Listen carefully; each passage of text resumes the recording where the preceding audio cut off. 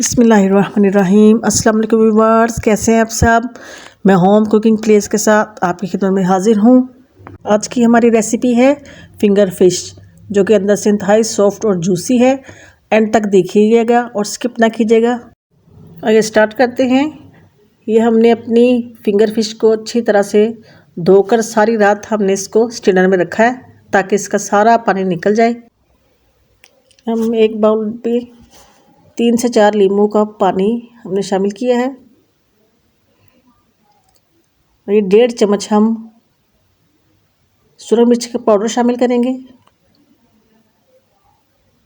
1 T spoon ہم نے کالی مرچ اس میں شامل کی ہے۔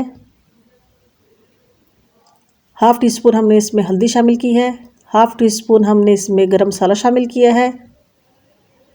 ½ ٹی اسپون ہم نے اس میں نمک ڈالا ہے، کیونکہ مچھلی میں آلریڈی نمک ہوتا ہے، اس لیے کم یوز کریں گے۔ اور یہ ہم نے ½ ٹی اسپون اجوائن ڈالی ہے۔ اور یہ املی کا پلپ، یہ 2 ٹیبل اسپون ہم نے اس میں شامل کیا ہے۔ اب اس کو اچھی طرح سے ہم مکس کریں گے۔ یہ ہمارا مکس ہو چکا ہے۔ یہ ہم نے 2 ٹیبل اسپون اس میں میدا شامل کیا ہے۔ 2 ٹیبل اسپون ہم اس میں کارن فلور شامل کر رہے ہیں۔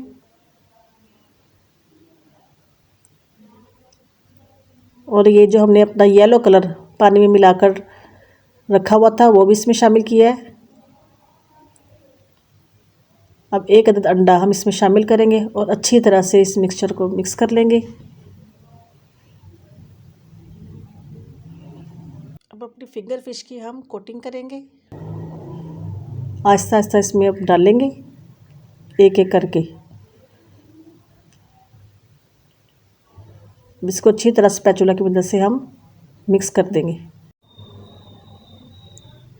یہ میں تھوڑا پتلا لگا ہے، اس لیے اب اس میں 1 چمچ میدا اور 1 چمچ کارن فلور دوبارہ سے شامل کر رہے ہیں اور اچھی طرح مکس کریں گے۔ یہ بالکل صحیح طور پر ٹیکسچر تیار ہو چکا ہے۔ اب اپنی فنگر فش کو کرمز لگائیں گے۔ ہلکے ہاتھوں سے آپ نے یہ کام کرنا ہے تاکہ یہ ٹوٹے نہ۔ یہ کرمز لگا کر ہم ہلکے ہاتھوں سے اس کو ایسے ہلکا سا موو کریں گے تاکہ جو اضافی کرمز اس کے ختم ہو جائیں۔ اسی طرح ہم آہستہ آہستہ اپنی تمام فنگر فش کو کرمز لگا کر تو یہ رکھ دیں گے۔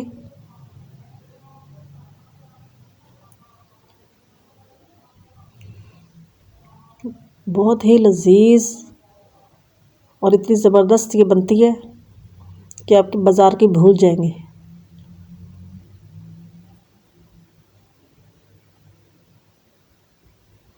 یہ ہماری تیار ہو چکی ہے۔ اب کوٹنگ مکمل ہو چکی ہے۔ اب یہ ہم نے آئل پری ہیٹ تقریباً 10 منٹ پہلے کا رکھا ہوا تھا اور اپنے لو فلیم پہ یہ کرنا ہے تاکہ اندر سے اچھی طرح یہ گل جائے۔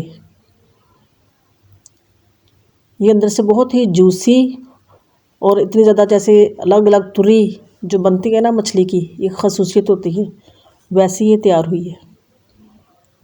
اب 2 منٹ اس کو اس کے اوپر رکھیں گے اسٹینر کے اوپر، پھر اس کو کڑھائی کے اندر ڈال کر آپ اس کو باقی پکائیں گے۔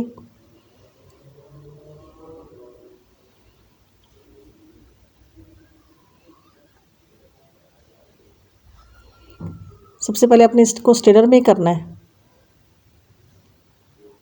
تاکہ یہ تھوڑی سی اس سے ٹھہر جاتی ہے اور پھر ٹوٹتی نہیں ہے۔ یہ دیکھیں بالکل بھی ٹوٹی نہیں ہے اور یہ اتنی زبردست تیار ہوئی ہے کہ ہم اس کو اسٹینر میں نکال رہے ہیں تاکہ اس کا جو اضافی آئل ہے وہ بھی نکل جائے۔ یہ ہم اس کو ڈش آؤٹ کر رہے ہیں۔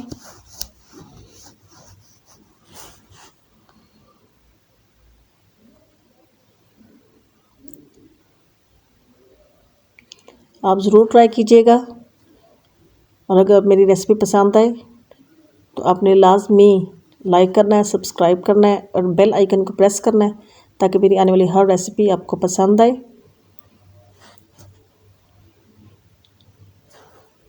یہ ہم نے اس کو باربیکیو سوس، کیچپ اور املی کی چٹنی کے ساتھ سرو کر رہے ہیں۔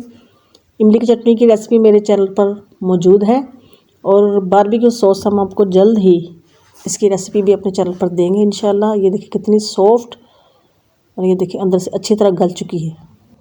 اپنی نیکسٹ ریسیپی تک آپ سے اجازت چاہتے ہیں۔ اللہ حافظ، شب بخیر، دعا میں یاد رکھیے گا۔ کھا کر دکھاتے ہیں، بہت مزیدار۔